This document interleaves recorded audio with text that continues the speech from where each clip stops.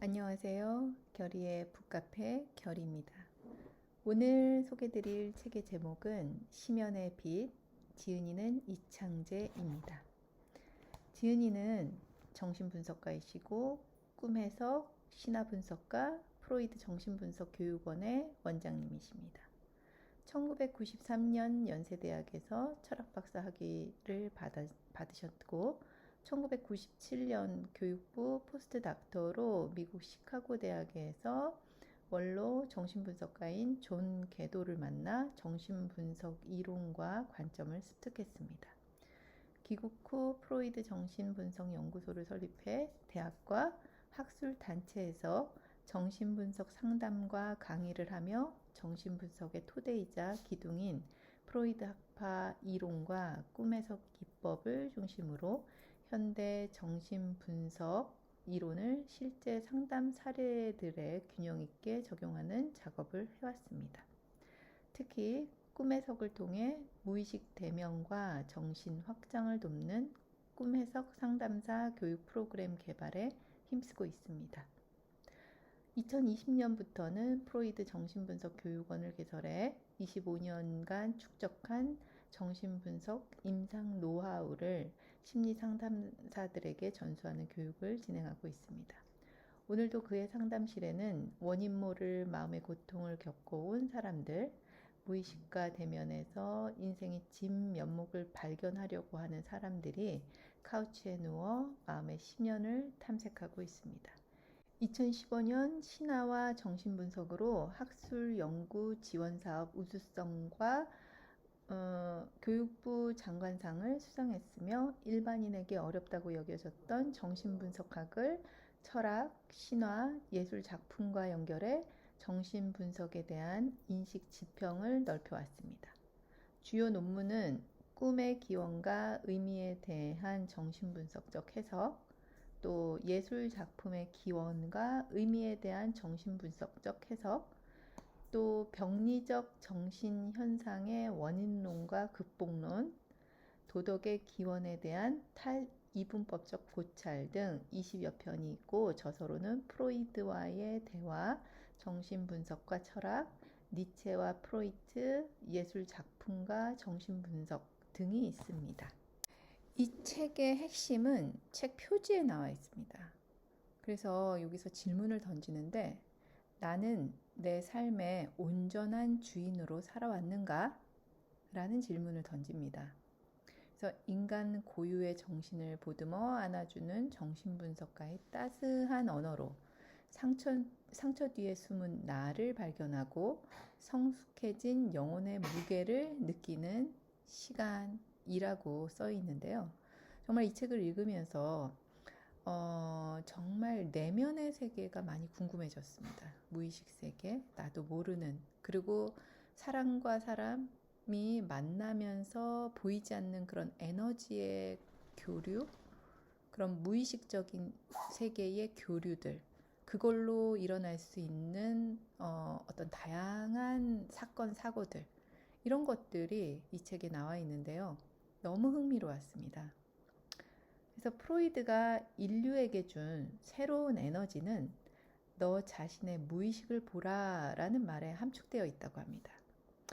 인간은 자신의 무의식을 대면하고 입체적으로 이해, 공감하는 그만큼만 타인과의 진정한 소통이 가능해지고 긍정적인 변화의 계기를 만들 수 있게 된다 라고 저자는 주장합니다. 정말 너무 공감이 되는 내용이었어요. 내가 나를 이해하고 공감하지 않는데 어떻게 타인을 진정으로 이해할 수 있겠어요? 그래서 나를 이해하는 만큼 타인을 진정으로 이해하고 타인과 진정한 소통을 할 수 있다라는 정말 심오하지만 정말 깊은 울림이 있는 말씀인 것 같아요. 타자를 향해 축적해온 좋은 기운을 전에 순환시킬 수 있게 하기 위해서는 그 소통의 힘을 통해서 본연의 나를 되찾거나 바꿀 수 있다라는 거죠. 그래서 이처럼 무의식에 잠재된 과거의 상처들을 현재 의식 위로 떠올려서 대면하는 순간 자신을 하찮게 여기고 공격하는 것처럼 불안하게 지각되던 나쁜 환경은 어느덧 위력을 상실하게 됩니다. 정신분석은 좀처럼 만나기 힘든 숨겨진 나, 즉 무의식과 대면해서 소통하는 희귀한 자기 성찰 활동이면서도 동시에 인간으로 태어나 맛볼 수 있는 가장 진실한 깨달음의 활동이다 라고 이 책 안에는 언급되어 있어요. 그러면은 머릿말을 살펴보겠습니다. 이 책에는 낯설게 요동치던 나와 내담자들의 인생 체험을 무의식의 눈으로 접속해 힘겹게 소화해낸 흔적이 담겨 있다.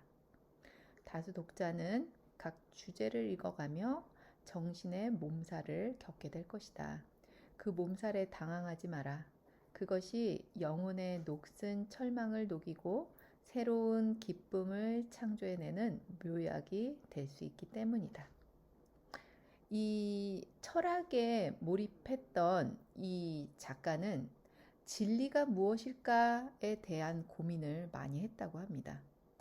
철학과 정신분석, 이 두 영역은 정신의 결함을 보충해주는 고유의 장점과 에너지를 지닌다. 그런데 유독 현실을 대면해 헤쳐나가는 힘을 키우는 데 있어서 두 학문은 큰 차이를 드러낸다. 철학은 자아의 손상된 틈 위에 심오한 의미들을 덧대어 불만스런 현실을 잠시 버텨내게 한다. 이에 비해 정신분석은 분석가와의 분석 세팅이라는 현실 공간에서 정신의 성장을 방해하고 삶을 위축시켜 온 무의식의 병인들에 접속해서 그것과의 대결 과정에서 현실에 대처하는 자아 능력이 자라나게 한다는 것이다. 현실계는 각기 고유한 힘을 지닌 주체들의 다양한 욕망이 경쟁하고 충돌하며 괴음을 쏟아내는 전쟁터이자 축제의 장이다. 다중의 욕망들이 충돌하고 타협하다 뒤집어지곤 하는 이 세상은 책에서 만난 영원한 진리 세계와 삶의 형식이 매우 다르다. 영원한 진리를 추구하는 사람은 복잡한 경쟁 코드들로 얽혀있는 다중 현실에 적응하기 버거워진다. 책 속의 지식만 익힌 사람은 현실을 외면해 오다가 실제가 날 것으로 자극으로 엄습하면 정신의 방어막이 뚫려 상처와 충격을 받고 시름에 잠긴다. 현실에서는 진리쇼를 잘하는 사람들이 유명인 가치 있는 삶의 모델이 되곤 한다. 그로 인해 쇼와 진실을 구분하지 못하고 순박한 진리 탐구자에게는 현실의 실상이 홀연 접속, 침투되는 순간 모종의 충격에 의해 고귀한 진리를 갈망하던 물음이 질감이 상당히 바뀌게 된다. 영원하고 완벽한 진리를 깨닫고 싶어 했던 그 욕망의 실체는 무엇인가? 그 욕망은 어디로부터 기어난 것인가? 이 물음에 대한 정신분석학의 응답이 이 책에 담겨 있다. 인간이란 무엇인가? 인간이 마땅히 이루어야 하는 궁극 목표가 있는가? 그와 동시에 정신분석 과정에서 만난 고유의 질감을 지닌 개개인이 떠오르며 보다 구체적인 질문이 몽실몽실 피어오른다. 왜 어떤 인간은 좋은 환경 조건과 수준 높은 지식을 갖고 있으면서도 인생의 기쁨을 좀처럼 누리지 못하는가? 사회에서 꽤 성공한 사람인데 그의 내면 한편은 왜 늘 위축되어 있는가? 천사 같았던 그분이 왜 어느 순간 야수로 돌변하는 것인가? 왜 어떤 사람은 과도하게 죄책감을 지니는데 어떤 사람은 타인에게 심각한 피해를 주고도 죄책감 없이 남 탓만 하는가? 원초 불안과 심각한 불안정 증상을 드러내는 사람의 정신은 언제 어떤 원인으로 인해 저렇게 형성된 것인가? 개개인 정신의 구조화된 각각의 결함과 한계는 언제 어떤 환경 조건에 의해 형성되어 있는 것인가? 만성화된 결함과 한계를 넘어서 정신을 회복시킬 구체적인 방법은 무엇인가? 나의 정신 분석 탐구와 분석 작업은 이 물음들을 하나씩 곱씹어 정리하는 과정의 연속이었다.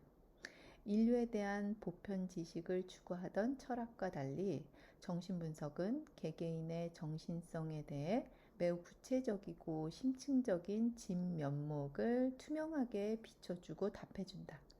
수십 년간 답답함에 갇혀온 사람의 내면에서 간절한 눈빛에 하소연과 물음이 던져질 때 그의 정신에 쌓인 답답함을 한순간에 정화시키는 답을 제공해주는 정신분석학의 그 놀라운 현실감, 현장감. 이게 이 책의 핵심입니다. 그러면 본문으로 들어가겠습니다. 꽃이 피는 인생의 전성기는 두 번 있다. 지혜로운 인간은 두 유형의 생을 두 번 산다. 이 말은 정신질환과 욕망의 수수께끼를 푸는 열쇠이자 인간의 실상에 대한 냉소와 연민이 담긴 프로이드의 근본 지식이다. 첫 번째 기회는 전적으로 타자에게 의존해야만 하는 어린 시절이다. 이 시기의 아이는 대상, 즉 양육자의 욕망과 돌봄을 통해 쾌락과 고통, 만족과 좌절을 겪으며 양육자의 욕망이 각인된 어떤 나로 형성이 된다. 그 나는 내가 주체적으로 선택한 나가 아니라 양육자와 잘 지내려 애쓰면서 형성된 무엇이다. 그렇다면 그 후부터 나의 운명은 어떻게 될까?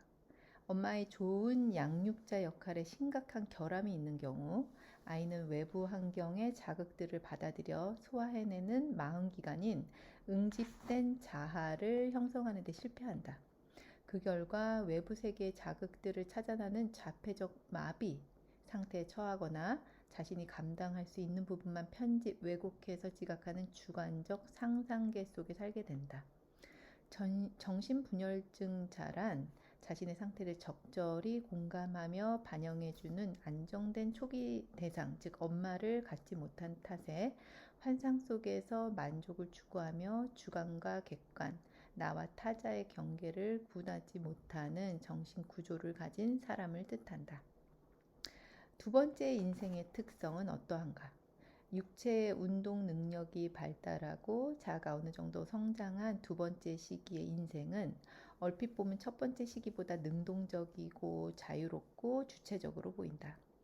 그러나 그 속을 들여다보면 사춘기 청소년은 그동안 무의식에 묻혀온 첫 번째 인생기의 결핍과 문제를 해결해내라고 요구해대는 원인 모를 내부 압력, 들뜨고 심란하고 불안한 모드에 휩싸인다.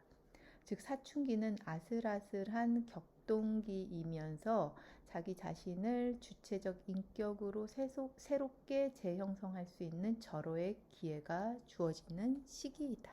두 번째 인생 단계에 들어선 사춘기 청소년은 주체적 인생을 살고 싶은 욕구와 첫 인생기 때 자기 마음속에 들어와 자리 잡은 타자, 즉 부모, 내적 대상, 특정 의미체계의 특성과 흔적을 반복하려는 욕구 사이에서 심한 갈등과 방황에 휩싸인다. 그에게는 내부에서 떠도는 정체불명의 욕망과 불안을 견뎌내고 외부 세계의 냉정한 통과의의 요구들을 대면하여 삶의 방향과 목표를 주체적으로 정립하라는 정신적, 사회적 과제가 주어진다. 대부분의 사람들은 첫 인생에서 절대적 영향력을 지녔던 그 대상이 형성시켜준 정신 내용과 구조를 두 번째 인생기에도 반복하며 산다. 반복은 쉽고 편하고 안전하게 느껴진다. 그로 인해 많은 사람들은 비록 겉으로는 많은 경험과 지식을 축적하는 듯 보여도 두 유형의 인생이 아닌 하나의 인생만 반복하며 산다. 가령 어린 시절에 자기애적 정신구조가 형성된 아이는 타인에게 조롱당하지 않으려는 욕망과 결핍된 자존감을 보충하려 노력해 대학 총장이나 장관이 될지라도 늙어서까지 자신을 위해 타인의 생명 에너지를 교묘히 이용하는 자기애적 성격의 굴레를 대부분 벗어나지 못한다.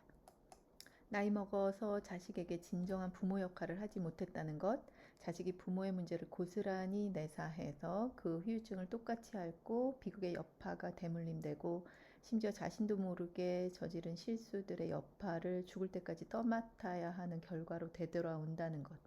이것이 분열, 투사, 부인, 회피를 반복하다가 나이 들어 뒤늦게 후회하는 사람들이 처하게 되는 비극적인 자화상이다. 조금만 더 젊었다면 그때 내 삶을 바꾸려 적극 노력을 했었을 텐데, 지금처럼 험한 거를 겪지 않았을 텐데, 두 번의 정신성 형성과 재구성 시기를 각기 다르게 살지 못한 후유증이 예상보다 심각하다는 사실을 어렴풋이 지각할 때쯤 되면 가족과 자식과 주변 대상에게 오랜 세월 동안 흩뿌리면서 집요하게 부인해온 병리적 독성들을 회수해 추스리는 것이 매우 어려워진다. 그 상황에서 어찌해야 하는가? 다행히도 인간은 지금 이 순간을 통해 과거와 미래, 의식과 무의식, 자신과 타자의 흔적을 새롭게 재구성해낼 잠재력을 지닌 초시간적인 존재이다. 즉 내가 인생의 어떤 나이에 처해 있든 바로 현재가 두 번째 시기에 몰라서 외면해온 나의 무의식을 대면하고 대결해서 진정한 나를 회복하고 생성해낼 최적의 순간이다. 살아가는 동안 인간은 내부의 무의식과 외부 세계로부터 예기치 못한 자극들을 끊임없이 받을 수밖에 없다. 좋은 자극만 받고 살 수 있다면 인생은 얼핏 낙원처럼 느껴질 수도 있다. 그러나 그 낙원은 반드시 역기능이 있다. 기분 좋은 자극도 계속되면 더 이상 쾌락으로 느껴지지 않으며 사유활동의 절실함이 사라져 새로운 사실에 대한 탐구와 종합 과정에서 얻어지는 정신의 확장이 일어나지 않는다. 좋음, 즉 행복은 나쁨, 좌절이나 상처, 불행이 있기에 비로소 가치 있다고 느껴지는 것이다. 이것이 인생의 묘한 아이러니다. 살아가면서 누군가에게 자신의 속마음을 진정으로 이해받고 공감을 얻으면 소외감과 억울함이 덜어져 좀처럼 깊은 불행감에 빠지지 않는다. 타인에게 진정 이해받는다는 느낌이 들면 그는 비로소 자신도 모르게 분열된 내부의 상처를 방어 없이 밖으로 표현해 소화해내고 고유의 개성과 온전한 정신성을 발달시키면서 욕망과 의지를 갖게 된다. 그러나 중요 대상과의 진실한 의사소통이 단절되면 마음속 상처와 결핍감이 지속되어 타자를 믿지 못하고 눈치를 살피게 된다. 또한 속마음을 드러냈다가 이해받지 못하고 무시, 비난당하면 자존감이 손상된다. 그러면 불안정해지는 정신을 회복시키기 위해 방어가 작동되어 상처 준 대상과 세상을 과소평가하거나 악하고 두렵게 느껴지는 세상과의 진정한 교류를 포기한 채 거짓 자아로 살게 된다. 하지만 타인의 시선에 개념치 않고 자신이 원하는 삶을 주체적으로 선택해 사는 사람은 참 드물다. 자신이 진정으로 원하는 것이 무엇인지 탐구하는데 관심을 두기보다는 어려서부터 나의 자존감에 상처 주는 타자를 의식하는 눈치 보는 문화에 길들여진 것이다. 그렇게 되지 않으면 안 되게끔 누군가에게 이미 어떤 섬뜩한 상처를 입은 것이다. 정직해야 한다고 배워서 용기 내어 가족, 소속 집단의 문제점에 대해 의견을 솔직히 밝혔더니 모두가 저를 피하고 비난하며 따돌렸어요. 누군가의 속마음을 진심으로 청취하는 데는 전문적인 심리학, 철학 지식들이 필요하지 않다. 생물학적 나이나 사회적 연륜조차 중요하지 않을 수도 있다. 핵심은 그 사람이 얼마나 자기 자신과 타인에 대해 열린 마음을 가질 수 있느냐에 있다. 자기 아닌 외부 대상에게 진정한 관심을 갖는다는 것은 쉬운 일이 아니다. 물론 자신의 주관적 생각과 감정과 관점을 넘어서 상대방의 정신성과 문제와 사유의 관점을 상대방의 입장에서 청취한다는 것은 독립된 삶을 지향하는 개인주의 문화에서는 쉽지 않다. 도덕 언어는 타인을 믿기 힘들어 친밀관계가 두려울 때 보편 규칙 속에 자신을 안전히 숨겨주며 적절하게 거리를 두고 세상과 고상하게 관계하는 것처럼 보이게 할 수 있다. 도덕규범은 전쟁 같은 세상에서 불안을 망각시키는 안전한 보호막이자 도덕적 실천에 대해 거대한 보상이 주어질지 모른다는 관념적 위로와 희망의 등불이기도 하다. 서로의 정신 발달을 위해 타인에게 도움을 주고 타인의 무의식과 깊이 소통하려면 도덕 언어 없이 실존의 정서와 질감들을 다채롭게 솔직하게 표현할 줄 알아야 한다. 타인의 도덕적 평가에서 한 걸음 더 나아가 자기 내면을 당당히 드러낼 수 있어야 한다. 자신의 견고한 방어막을 뚫고서라도 무의식의 진실을 대면하고픈 자라면 더더욱 그렇다. 감성을 자극하는 도덕 언어를 사용해 유명해진 그분은 진정 정신이 성숙한 인간인가? 진실로 품격 높은 인간은 어떤 모습으로 살아가는가? 내사는 보통 누군가를 경외하거나 사랑할 때 자연스레 일어난다. 그 경우 정신에 들어온 그 대상은 개인 정체성의 일부가 된다. 나는 누구누구의 자손이고 누구누구의 아들, 딸이고 누구누구의 남편, 부인이며 누구누구의 친구다. 정신 정체성의 뼈대를 이루는 내사 대상은 원시인과 유아에게 일종의 보호자이자 생명의 양식이자 에너지 원천이다. 따라서 그 대상이 어떤 이유로 상실되면 자기 환경이 초라하게 느껴지고 정신이 위축, 공허해지며 자기의 일부 내지 전부가 죽었다고 느껴진다. 적절한 내사는 엄마 유아의 정서적 교감을 위해 필요하고 유용하다. 그러나 특정 대상을 향해 집중되는 과도한 내사 작용은 여러 기능을 동시에 수행해야 하는 자아의 불균형을 초래해 자아 발달을 저해하며 현실에 대한 전체적인 인식을 방해한다. 정신의 뼈대인 정신 구조의 변환이 가능하려면 무엇보다도 자기 정신에 어떤 결함이 있음을 스스로의 힘으로 직면하고 인정할 수 있어야 한다. 그리고 자기 성격이 불편하게 느껴져야 한다. 그 불편감은 열등하고 불길한 징표가 아니라 그가 자신의 문제를 스스로 지각하고 반성할 수 있는 자아 능력의 소유자라는 징표이다. 정신분석은 삶의 활력을 위축시키고 향락을 방해하는 컴플렉스, 불안, 상처, 뭉친 감정, 표상 덩어리들을 끄집어내고 역이용하여 새로운 빛과 가치의 재료로 재구성하는 작업이다. 성공과 실패, 선과 악, 자랑스러움과 수치스러움 같은 평가의 짐을 내려놓고 진솔하게 나를 만나 위로하며 쉴 수 있는 환각과 현실이 공존하는 시공간이다. 어리석은 자는 이미 형성된 자신의 성격 구조를 안정시키는 자극들만을 선별지각해 좋음, 진리로 받아들인다. 자신의 문제를 대면하게 하는 모든 자극들은 적대적인 나쁨, 거짓으로 여겨 거부한다. 그것이 자신의 정신 안정에 가장 편하고 안전한 길로 느껴지기 때문이다. 이에 비해 지혜로운 자는 자신이 자부심을 가져온 성격 특성에서조차 숨겨진 결함과 억압된 무엇을 발견해낸다. 그리고 자신에게 주어진 문제를 부인하지 않고 직면하여 그 뿌리를 추적해간다. 그 자기 성찰 과정에서 그동안 알 수 없었던 숨은 나와 접촉하고 대화를 시도하여 새로운 삶을 창조해낼 목표와 추동력을 생성해낸다. 휴대폰 하나로 필요한 모든 정보에 접속하고 불편함 해소하는 오늘날 진정한 정신적 권위와 충만한 구원 에너지는 어디로부터 오는가?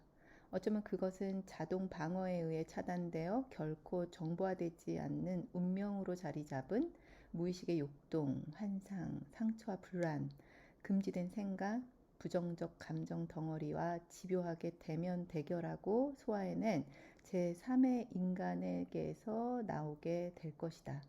현대의 지성인들은 흉, 니체, 마르크스, 프로이트, 비스겐슈타인, 푸코, 노자, 장자, 나가르주나 같은 이들이 존재의 심연을 성찰하고 개척해낸 결실로 언어적 사유가 지닌 한계에 대한 인식론적인 반성 작업을 거친 거도로 상징화된 문화 속에서 살고 있다. 니체는 언어적 의미는 그것이 지칭하는 사실 자체, 사물 자체와 매우 다른 것이므로 결코 언어에 현혹되지 마라 라고 얘기했고, 프로이드는 청취된 언어를 그대로 흡수해 정신이 곧바로 좌우되는 사람은 자아 경계가 얇고 반성 능력이 결여된 인간이다. 그것을 표현한 사람의 의식 이면에 어떤 무의식이 작동하는지 차근히 함께 주목하라 라고 했습니다. 현대 사상계의 이런 중요한 메시지들에도 불구하고 지금 이 순간 의식 배후에 있는 무의식이 나의 사유 활동과 존재 양태에 어떤 보이지 않는 영향을 미치고 있는지 치열하게 탐색, 대면, 대결해야 하는 과제 앞에서 현대인 다수는 여전히 주춤거린다.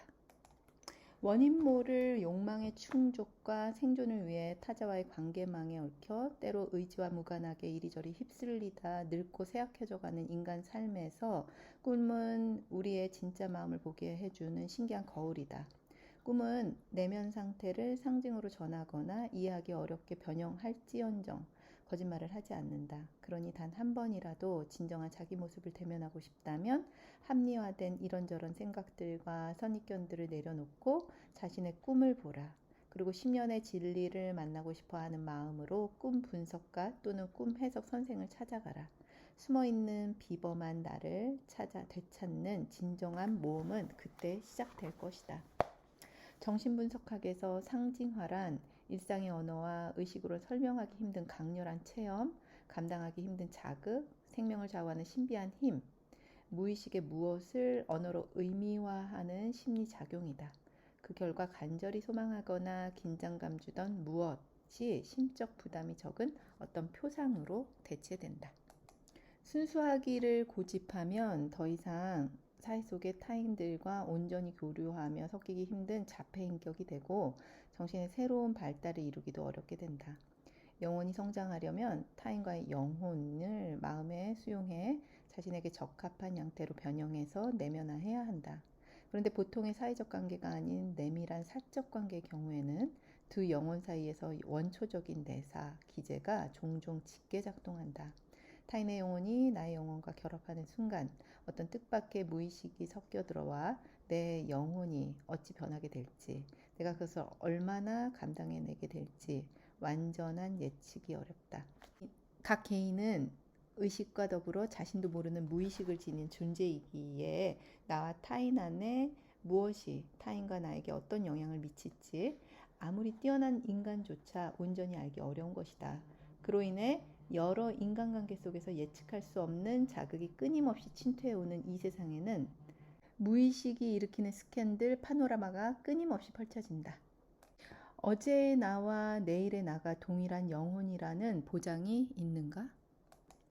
철학자가 인간 일반에 대한 거시적인 이해를 추구한다면 정신분석가는 개개인의 삶의 특수성에 주목하는 미시적 이해에 몰두한다. 이런 현실 상황에서 미래의 누군가가 무의식에 접속해 수십 년간 망각되어 온 또 다른 나를 되찾아 회복시키는 정신분석가의 심연의 눈과 더불어 철학자의 거대한 의심과 상식 너머 실제 속 무엇을 포착하는 예술가의 직관을 활용해 지금껏 파헤치지 못한 인생 영역을 탐험하는 모험가 정신을 발휘한다면 참 좋을 텐데. 여기까지가 이 책의 내용이었습니다. 이 책을 읽으면서 참 많은 생각을 하게 되는데요. 살면서 이해가 안 됐던 사람들, 왜 저런 행동을 하지? 왜 저 사람은 앞에서 보는 것과 또 뒤에서 보는 모습이 다를까? 뭐 이런 의문을 저 스스로 던졌던 경우가 많은데, 그 사람 나름의 어떤 내면의 다른 많은 자아들이 있었던 거고, 그리고 풀지 못했던 여러 사건들이 그 어린 시절에 있었겠구나. 그런 이제 사람에 대한 이해의 폭이 좀 많이 넓어질 수 있을 것 같아요. 이 책을 통해서. 그래서 우리가 이제 인간과 인간이 만날 때는 그 단지 보여지는 것들뿐만 아니라 보이지 않는 무의식 세계의 역동이 서로 일어나서 그게 긍정적으로든 부정적으로든 영향을 끼친다라는 거. 그래서 내가 지금의 나와 내일의 나는 같을 수가 없다라는 거죠. 왜냐면은 우리는 항시 사람들과 만나고 관계를 맺고 이러면서 우리는 늘 변화한다라는 거죠. 그래서 이 관계가 중요하고 그리고 우리가 무의식을 이해하는 것이 정말 중요하다는 그런 생각을 해봤습니다. 감사합니다.